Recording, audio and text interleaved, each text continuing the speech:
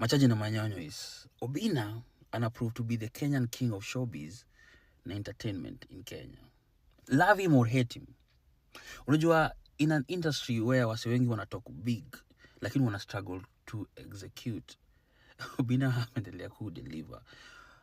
Unajua, kuorganize one successful celebrity boxing event na difficult.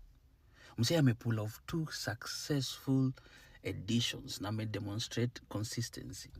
Unacheki, manage kuleta celebrities, politicians, create stories, watu wameconverge mahali pamoja, na bado engage fans. Kulikuwa na over 1 million streams. So whether uagree na style yake ama hapana, lakini zile results zina speak for themselves. Wacha sema tu kweli.